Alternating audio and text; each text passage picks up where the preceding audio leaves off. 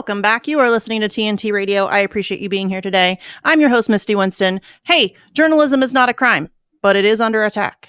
As we talked about with Kyle Anzalone last hour, there has been an increased attack on independent media.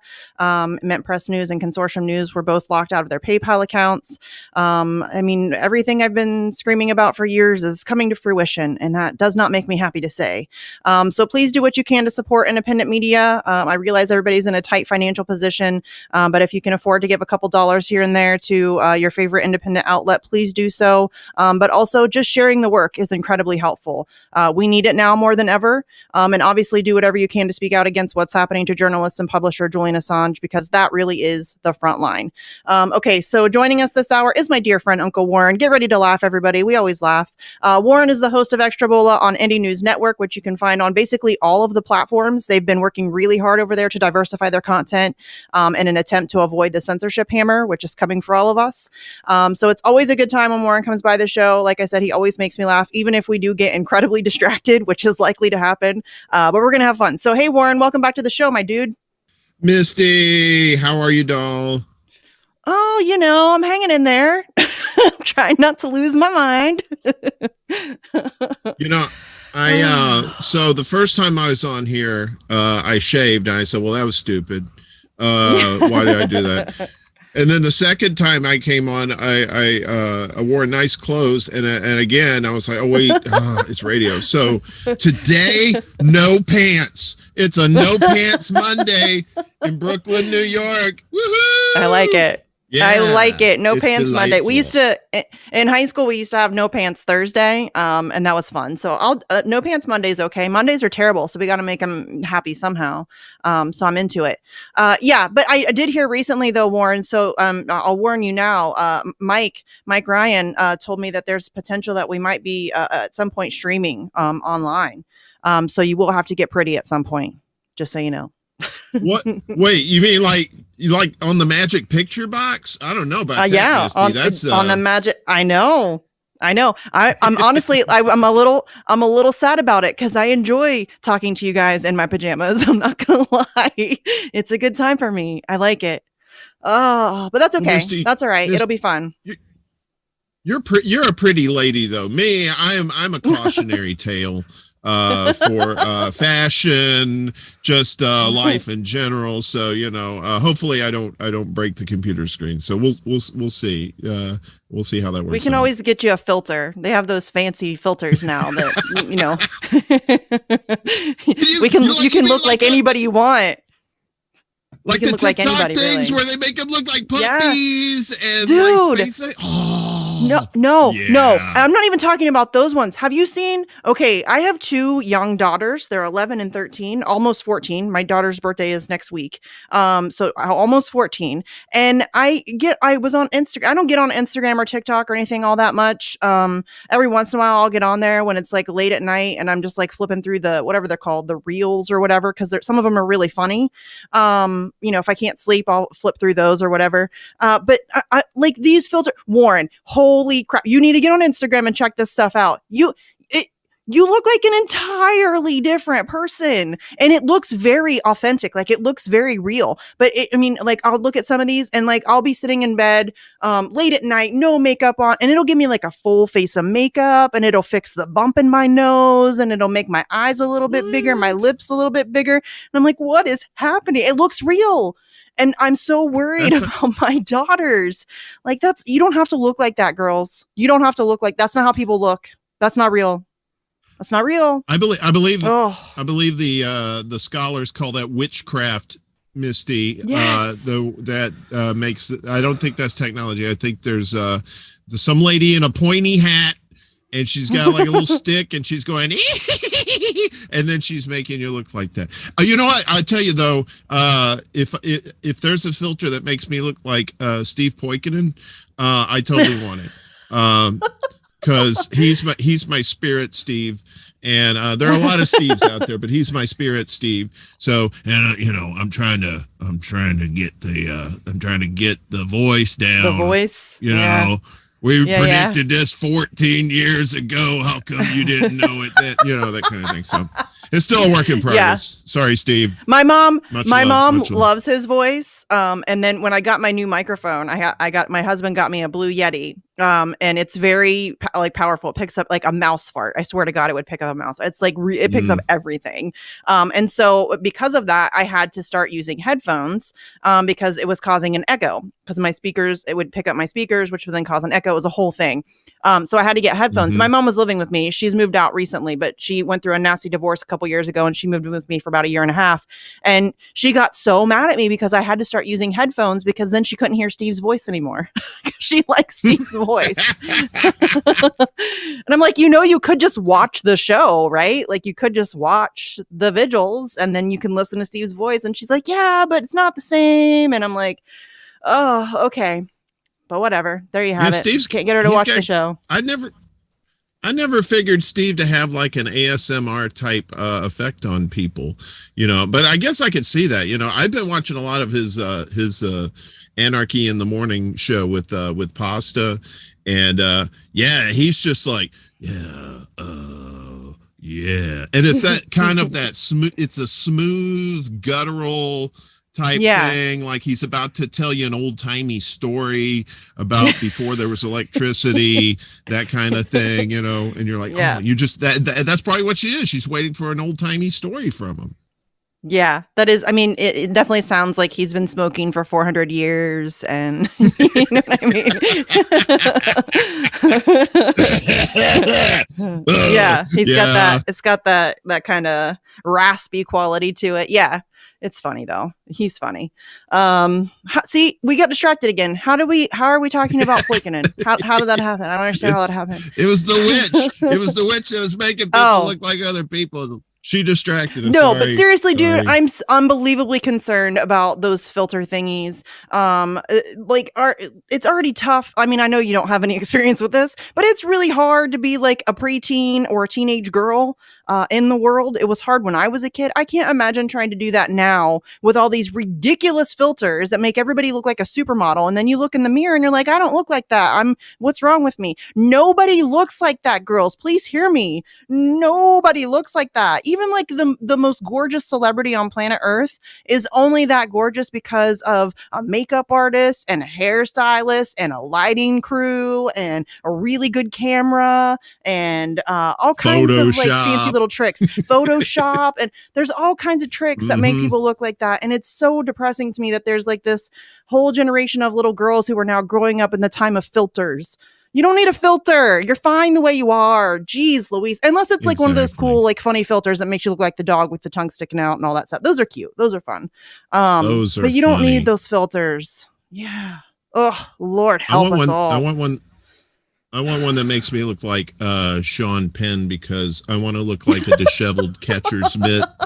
Somebody said that he looks like he looks like a mashup of all three of the Stooges.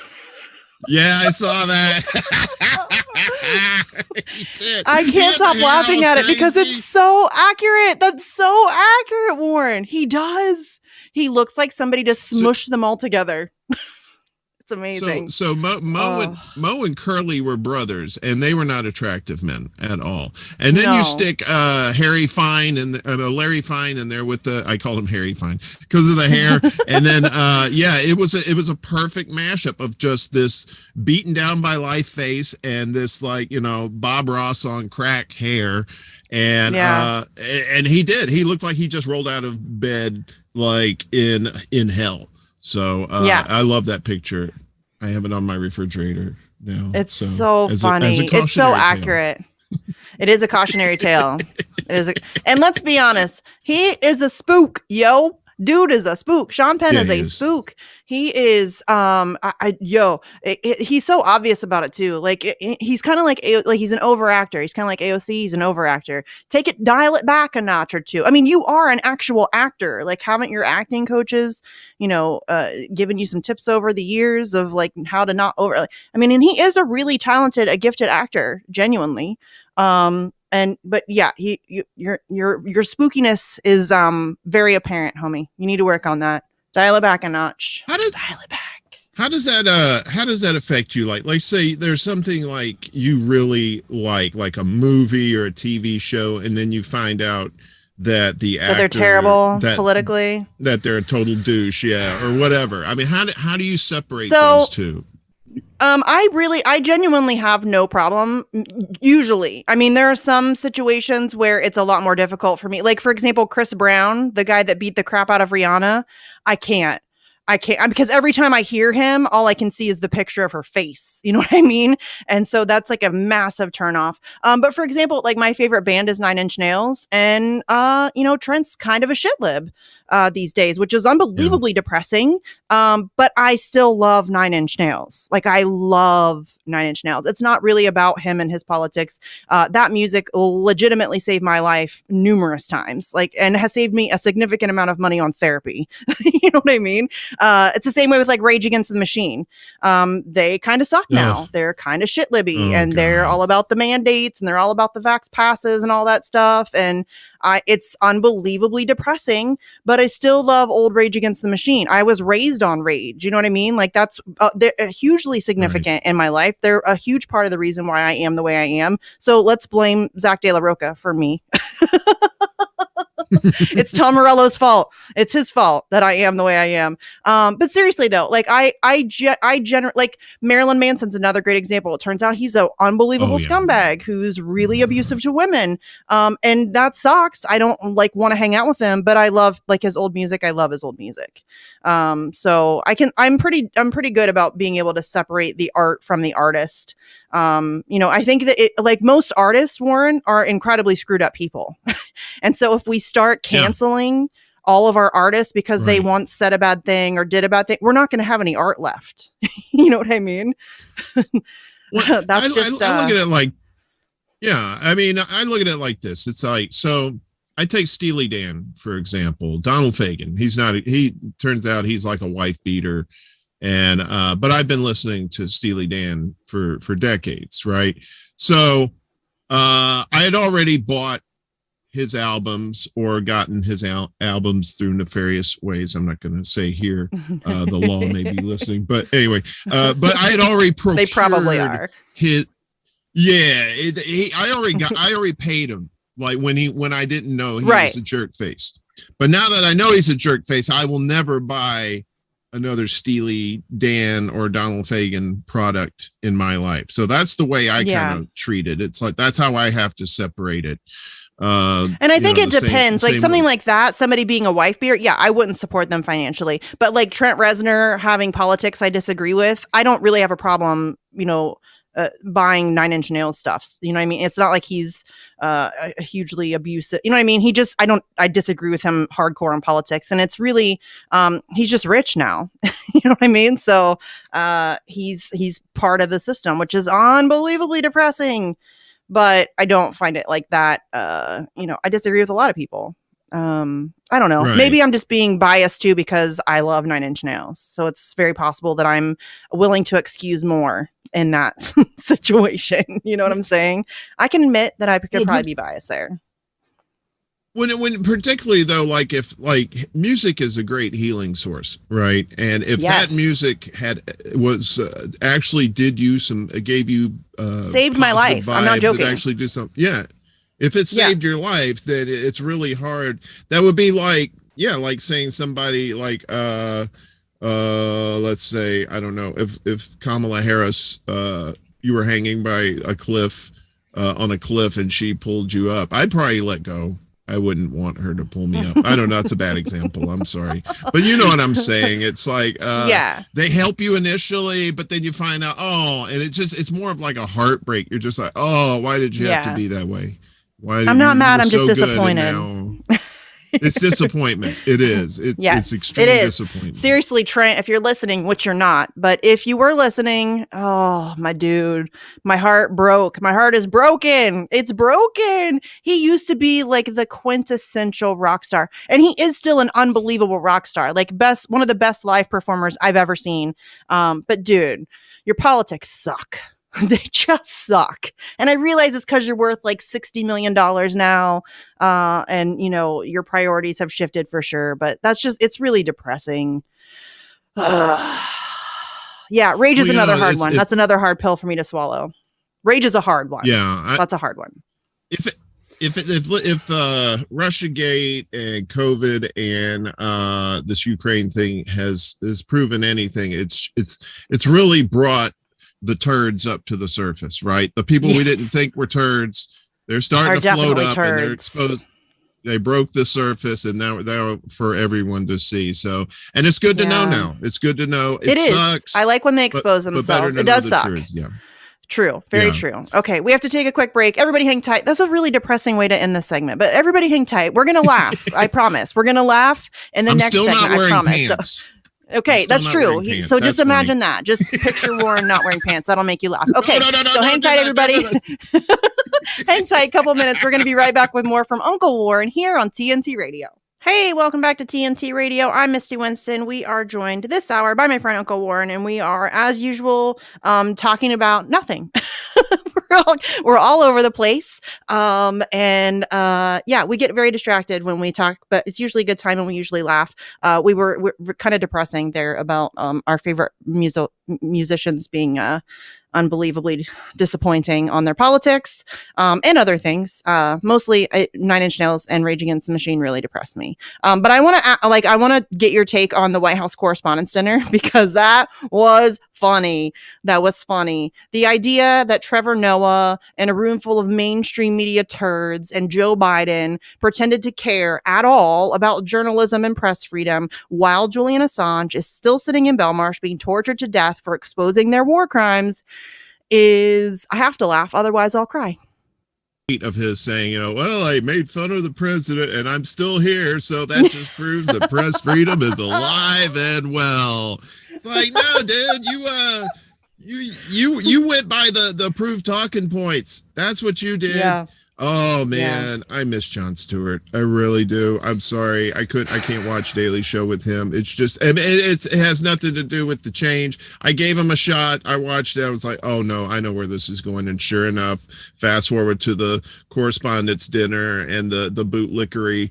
And it's just, it's ridiculous, and you saw the comments on that tweet, though. They was just getting hammered. What about Julian Assange? What about Julian Assange? What about Julian Assange? Which I love. Oh, yeah. Thank you, Twitterverse. Sometimes you don't let me down. And more of that. We need to, seriously, everybody listen to me. Go to every Trevor Noah tweet about the White House Correspondents' Dinner and ask him about Julian Assange. Go to every tweet that Joe Biden or Kamala Harris or Anthony Blinken or whoever else tweets about World Press Freedom Day is tomorrow. I guarantee you, there are going to be a boatload of hypocritical tweets coming from all kinds of politicians and other mainstream media losers.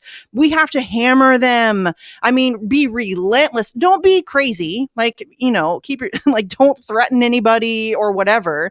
But we need to start hammering them on this. It is unacceptable that they can get away with holding the White House Correspondents' Dinner and not one person breathes one word about Julian Assange. That's amazing to me. He's the most consequential journalist of our time, potentially ever. I argue ever. I think he's the GOAT. I realize I'm biased because I've been very involved in the fight to free Julian Assange over the last 3 years. So I'm willing to admit that there may be some bias there, but I really, honestly, I don't think it's debatable. He's broken more stories than all other journalists combined. He has uncovered more corruption, more war crimes, and he's never, I'm going to repeat, never gotten it wrong. Tell me one other journalist ever in the existence of ever who has never gotten it wrong, who has never had to retract a single word that they've ever published. I don't think there is one. I really don't. Maybe. And this is somebody maybe who, that guy. Go ahead. Well, I was going to say, maybe that guy that looks like George Costanza on CNN. Isn't he like a media watchdog? What's his name? Brian Stelter? I don't know his real name. Yeah, I just call him Costanza now. Every time I see him, like, George is getting angry. He's young. He's younger than me. He's younger than me. He looks older than me. I'm not big up in myself here because it's not like it's not like I look super young or anything. But he looks he's like 4 years younger than me, and he does not look 4 years younger than me. But not that that's neither here nor there. He is an unbelievable propagandist. He is a turd. Right. Yeah. Turd in a punch bowl. That's what I meant. Yeah, he's not. He's been plenty wrong. I don't know what I was thinking. I think his hair's older. His hair is much older than he is. What hair? And but exactly, it's ghost hair. It's he's got a big H painted on top. Yes. I can say that I'm starting to go bald. So we're gonna get in trouble for making fun of his appearance, but frankly, I have zero sympathy for those people. Zero, none. I don't care. I feel like it's all fair game with propagandists who lie us into wars, and run cover for empire. I feel like that's fair game. I have no sympathy whatsoever. None. Right? None. Nobody says nice things about Hitler. You know, they don't say, "Oh, come on, you know, why are you making fun of his mustache?" You know, it's like, no, you know what he did. He was an evil person. I think propagandists are just evil people. I get in this day and age when people need 100% truth now more than ever, and these people are not only lying, but lying for some bucks in their pocket too, maybe a little bit of some media power or whatever. No, it's all fair game. It's all fair game. I agree. I really have zero sympathy for those people. None. Like when CNN Plus went under, and that some chick from CNN Plus was like, "While you're busy making your jokes, remember that a lot of journalists are out of work." No, first of all, you're not journalists. Second of all, you were working for CNN Plus. Like, you were working for CNN. Like, I don't feel bad for you at all. I mean, geez Louise, you're an absolute disgrace to your profession. I feel sad when CNN Plus went down. I said, "Oh, this is another Blockbuster Video heartbreak all over again." You know, I thought Blockbuster Video was going to live forever, and so did I thought CNN Plus too. I blame that lady the female Joker who is the new Ministry of Truth person. Oh yeah, I forget her name. Nina something maybe. Yeah, she's gonna be in the next Batman movie. I think she's gonna be the villain in the next Batman. People have been comparing her to Dolores Umbridge from Harry Potter. Oh right, yeah. From Harry Potter. Yeah. I'm a little old, so I had to investigate that reference, but once I did, spot on. Really, like she should be wearing like that pink 60s outfit. Yes. And should be at Hogwarts. She's the new Minister of Truth. And somebody, I think it was Primo Radical, found a tweet of hers from maybe like 2013 or something like that, where she said that WikiLeaks isn't journalism, and let's just call them what they really are, which is scum. So the lady who's in charge of deciding what is disinformation and what is truth is calling the only outlet on earth who has a 100% record of accuracy scum. It's not looking good. I think the origin of that is she tried to get on that Fox show Glee, right? You know, where they sing and I think they do some dancing too. And they said, "No, Joker lady, we cannot let you on the cast." And so that was her bad person origin story. So she went back to the lab and she said, "They won't want me on Glee. I'll show them all, you know." And then she like cooked something in a big like pot with people in it. I don't know. So I think that's what happened. And then she just reemerged. How did she get? Wait a minute. Somebody asked this question the other day, and I had to ask this question too. So how did she get this gig? How did she get this gig? Right? I have no idea. They saw that TikTok video and they still hired her. Right? I obviously. I know you're gonna. She's what? Well, I know you're gonna talk to Jesse in the next hour, but yeah. I messaged Jesse on Twitter. I said, "Dude, you should let your hair down, put on that same outfit she has, and make a parody video of her doing that." And he was just like, I could hear him giggle in text that he wants to do it. I hope he does it. So if I hope Jesse, he does. That's an amazing idea. That's an amazing idea. You know, he's just he's so animated when he does the funny comedy stuff. So I'm just like, dude, this will be perfect. You know, and just have his hair Oppenheimer. his Cy Oppenheimer like right. announcement video. Oh, it's so funny. It is, and there's a moment where he does the weird, like, where the politicians, it's not the thumb thing, but it's where they like hold like their fingers and their thumbs out like kind of sideways where it makes like a U, and they do that thing, you know what I'm talking about? And there's like a moment, it's like about a minute in, where he does that, like like to reiterate his points, he'd get like right hand, then left hand, then right hand, and it makes me laugh. I don't know why that part specifically gets me every time, but it gets me every time. It's so funny. But yes, she is insane.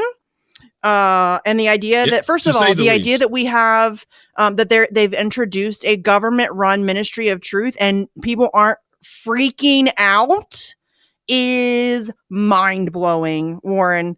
Why are people not freaking out? Can somebody explain that to me, please? They're hypnotized. Well, you remember? You saw what happened yesterday with the what was it?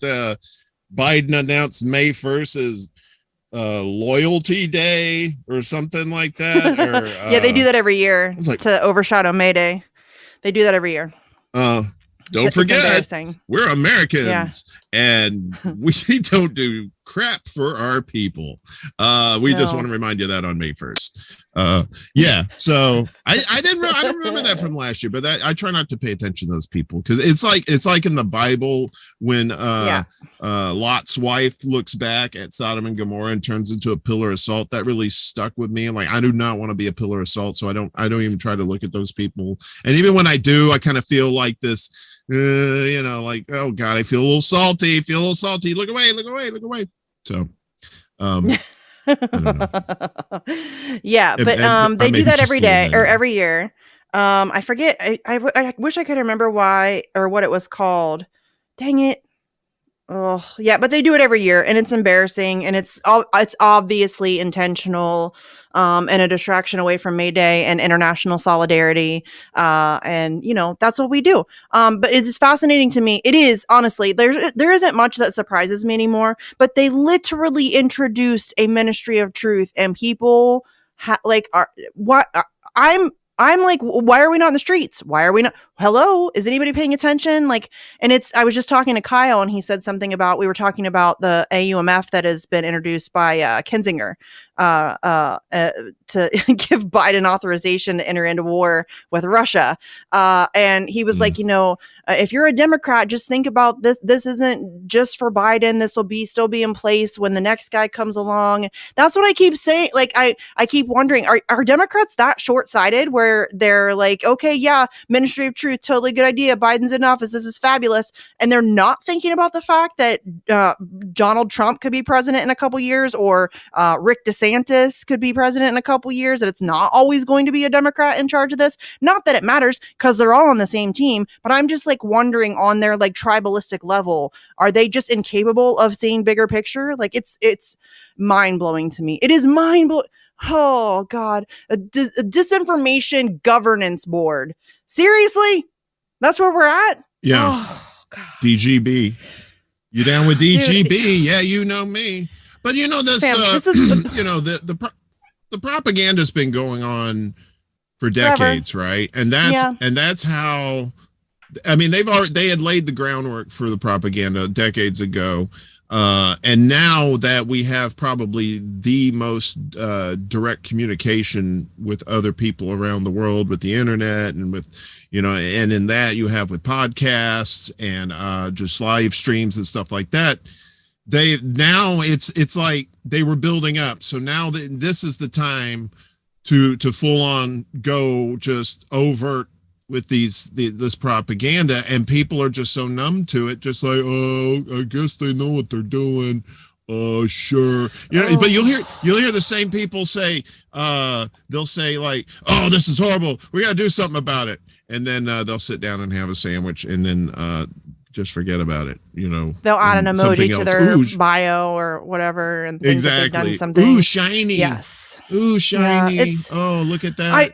But this is bad though. Like, this is next level. Like, yes, the censorship has always existed. The propaganda has always existed. But like, I think I'm taking it personally, and it's because I've been like, I didn't think we were this close to the Ministry of Truth. I guess I was a little off on that. But we've been like the Free Assange movement. That's been one of our biggest arguments, is that this doesn't stop with Julian Assange.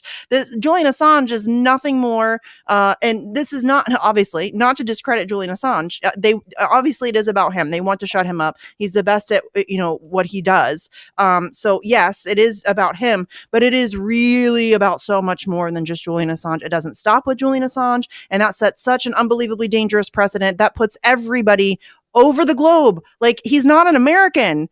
This is an Australian journalist who had dual citizenship through Ecuador, who is being charged under the United States Espionage Act and being held by the UK at the request of the US, who Ecuador screwed him over and just took away his citizenship without due process. Now he's so a foreign journalist is being charged under the U.S. Espionage Act while being afforded none of the protections of the First Amendment, and is facing 175 years for telling the truth. That's it. That's all he did. He did what journalists do all over the world, except he did it better than anybody's ever done it. And he exposed the truth about war crimes. And it's, it doesn't stop with him. And the Ministry of Truth is just the next step. And this is so unbelievably bad. It's so bad. And I don't have word. I wish I knew the right words to say to people to get them to care. And I just can't find them. I just can't. I don't know what I'm doing wrong, but I can't find the right words to get people to recognize how really bad this is for all of us. All of us. Well, see, like people like you and other people in this space, the independent journalists who have taken up the mantle that was left by Assange. I mean, look at them now. They're getting libeled left and right as Russian bots. Their PayPals are getting taken away, that sort of thing, because the words were actually getting through, and it's like, we can't have that. So now we got to undercut them this way. We got to undercut them this way, and that's the thing. It's just like anything else until the martial law begins, until the troops come up to your door and start literally taking away your freedoms. That's when it's going to happen. And it's going to be too late, It is going to be too late. It's going to be too late. It's going to be too late, you guys. We need to fight this now. But speaking of PayPal shutting everybody down, just a quick shout out to Mint Press News. They recently got locked out of their PayPal account. They are running an Indiegogo fundraiser. They're going to start a show called Let's Go Behind the Headlines. It's going to feature Lee Camp, Dan Cohen, and Minar Adley, who are all fantastic. Nice. So please support that effort. And also, Consortium News was just yesterday was just shut out of their PayPal account, and they're holding $10,000 that belongs to Consortium News. So they're basically stealing money from them now at this point too. So Consortium News just launched their spring fundraiser. So you can go to consortiumnews.com and please, even if it's just a couple bucks, please support their efforts and share the fundraiser. If you can't support, sharing is caring. Please share, because the more people that get eyes on it, the more that we have to support independent journalism right now. Like, now is the time. We have to do it. We have to band together across ideologies, forget your differences. We need to come together and we need to support independent journalism and truth tellers right now. Like, this is it. Okay, we have to take our second break. Everybody hang tight. We're going to be back with Uncle Warren here on TNT Radio. Hey, welcome back to TNT Radio, everybody. Thanks so much for tuning in. I'm Misty Winston, joined this hour by my friend Uncle Warren. We've been ranting and rambling about, I don't even remember what, honestly. Okay, so hey, but listen, if Nina Turner gets elected, everything's going to be fine, right? Yeah, right. Boy, she's in a little bit of a pickle, isn't she? Right? No, she thought she's her buddies not. had her back. Come on. She knew exactly what she was getting into. Come on. I don't feel bad for her. Not even a tiny bit. Not even sis, you know who the Democratic Party is. You knew what you were getting into. This is not like some secret. So I don't feel bad for you. Not even a tiny bit. Not a little bit. And she's going to lose. She's going to lose. It's going to happen. Let's look at that for a second. So she's not a dumb lady by any stretch, right? So no. She knows, and so she knows, like, she didn't really have the Democrats back last time, right? A couple of years ago. So she definitely knows they don't have her back this time, yet she still thinks who is in her corner then? Who is? I mean, if it's not the Democrats, if it's not the smart people who have already seen through her BS, who's supporting her? Right? Her friends Jordan don't even Chariton support is. her. Like the progressives, the Chariton people that she does. calls her sisters. Exactly. AOC That's what I'm and talking Ilhan about. Omar. Yeah, apparently, I just saw it on Twitter. Apparently, AOC has now personally endorsed Nina Turner. So she voted for the Congressional Progressive Caucus to support Chantel Brown, her opponent. So AOC voted for that movement. And now she's personally coming out to endorse Nina Turner the day before her election. Her election's tomorrow. Like, this is nothing more than damage control. It's gross. Y'all, come on. Come on. You know, that's her friends too. Maybe AOC thought that Tina Turner was running too, and she said, "Yeah, I support Tina. You know, we don't need another hero. You know, I'm your private dancer. You know, because who wouldn't support Tina except for Ike? Ike, he was just kind of a jerk. But anyway, right? Yeah. So that's what I'm thinking. It's actually the support. She's supporting Tina Turner and not Nina Turner. So yes. And it's so funny. Nina Turner did a it looks like a podcast or something, or she just did like a video with Jeremy Corbyn, and she just tweeted it out earlier this afternoon, and the caption that she used is "Solidarity is a verb." I'm gonna solidarity this cheese sandwich here in a couple of minutes. You know, I think it's very tasty. Well, she knows British people can't vote for her, right? So why is she on there with Corbyn? I don't really get that. That's just I don't know. I don't know. But maybe I mean, listen, she's just desperate. I wish I would like to watch. I wonder if Jeremy Corbyn asked her about Julian Assange, because I've been trying to get Nina Turner's attention on Julian Assange. Your election's taking place on World Press Freedom Day, and I want to know what you have to say about the world's most important journalist being tortured to death. I want to know. I want to know what you have to say about that. And crickets. I got nothing. She's just ignoring me, which is what they all do. They ignore me, but you know. It is what it is. Well, yeah, didn't she end up blocking? She ended up blocking Jimmy Dore. On Twitter too. I heard that. Yeah, because he was throwing some truth bombs at her, and she was like, can't do this. Okay, bye. You know, block. Yeah, that's embarrassing. But that's your state, though. I mean, how do you think? What about your peoples there? I mean, do they even care? She's gonna lose. Turner at this point. No, she's gonna lose because she does nothing to differentiate between herself from the party. And I mean, if we're being honest, that most people in that district are like blue Democrats. Like they are a Chantel Brown, Joe Biden kind of Democrat. And so she spends too much time apologizing when she criticizes the party, and yet she still runs with the party. You know, she compared Joe Biden to eating a shit sandwich, and then she runs as a Democrat. So it's all very convoluted. She's not very clear about who she is and where she stands. She doesn't really fight for the things she proclaims to care about. Like last summer when she was in the special election and there was a March for Medicare for All happening 2 hours from her district, and she wouldn't even tweet about it. Like people see that, and if you're not really standing up for the things, if you're all talk, she's all talk. And that's very apparent. And people see that. And so obviously in that district, they're going to go with a Chantel Brown, who is a blue Democrat. Why wouldn't they? That's to them, that's comfort.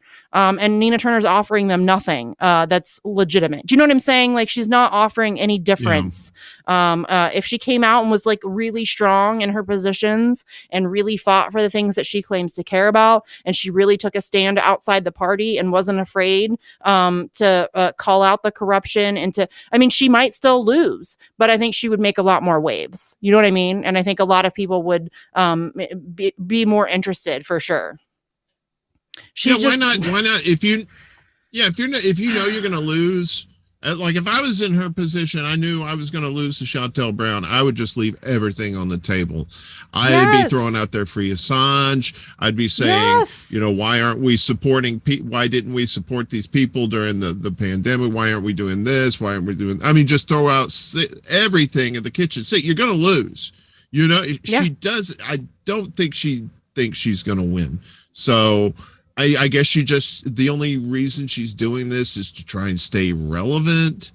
Yeah. and maybe she likes Jordan Cheriton too much.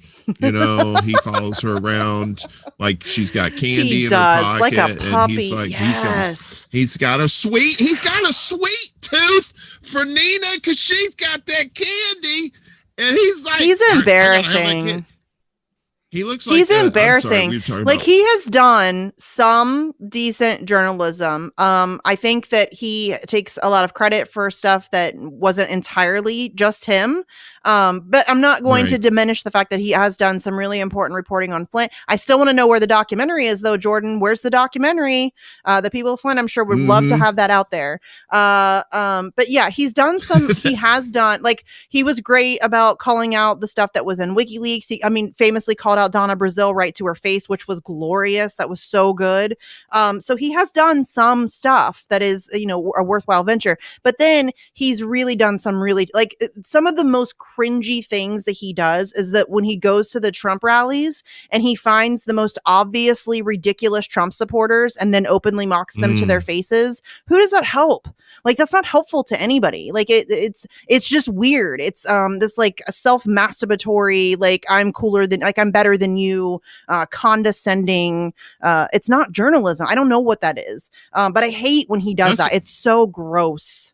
It is so gross. That's what the mainstream media does. They do the same thing. Know. They'll go to these places and find the most stereotypical thing that they hate, and they'll interview them, and then they'll talk about, I think old Trump, man, he's all right there. He came from space, right? He's dropped off here by space aliens. They always talk to those people. They don't talk to like these middle of the road folks who are like, I'm a conservative, but I think people should be making more money. I think, there should be more support. People should have health care. Because those people should, those people are out there. Those people are out there, but they won't talk to them because it's not sexy. It's not crazy enough to talk about. Well, it's much easier to just pretend that all Trump supporters are ridiculous racists who are irredeemable and repugnant. That's much easier. And it's very clickbaity. It's going to get the easy clicks. Having a legitimate conversation with somebody who might have a difference of opinion on some issues, but who also agrees with you on a lot of things, that's harder. That's a lot harder. It's much easier to just mock somebody. You know what I mean? And it's just so, it's lazy. It's just gross. And he, the way that he has gone to bat for the squad, he went like on a whole ass Twitter rant calling me a nihilist and that you just do this for the clicks. And I'm like, no, dude, like, you're embarrassing yourself. You're defending the indefensible. You're defending people who voted to give more money to the Iron Dome, who voted to give more money for cops, who just voted to send more weapons to Ukraine. Like, those are the people you're defending. And then you're pretending that they're progressives. And then, he's defending Nina Turner, and pretending like she is just above criticism, and it's very clearly access journalism, and it's disappointing to say the least. But it's really, it's kind of expected from him at this point. He really has done himself a disservice, because I think, like around 2015, 2016, around the Flint thing, he really had an opportunity to become a legitimately good, potentially great independent journalist. You know what I mean? Instead he went the way of the easy, and he went the way of the establishment, and he went the way of the MSNBC light kind of content. And it is what it is. I hope that the clicks and the access is worth it. Whatever. He's joining forces with Crystal and Sagar too now on their show. So they're trying to make TYT2 Electric Boogaloo, the Back in the Habit, the Search for Spock. I think that's what's very disappointing is the fact that he has done good work in the past, and you thought, okay, now instead of him ascending and doing even more greater work, especially like we were talking about in the void of where Julian Assange has been, imprisoned, we needed more and more people to step up. And he ends up just like being a cheerleader for a politician. And the thing was, when he started opening his mouth and started giving his opinions, to me, that's bad. That was the deal breaker. That was just like, okay, journalists okay, you want to analyze the situation, that's one thing, but when you're given like these ridiculously bad hot takes and people are hammering you about it and you can't take it because your skin is so thin, come on, you deserve his skin is really thin. You know? His skin is really thin, and you're right, like he does do decent journalistic work, but your analysis is crap. It's bad. You should not do that anymore. Stick to journalism.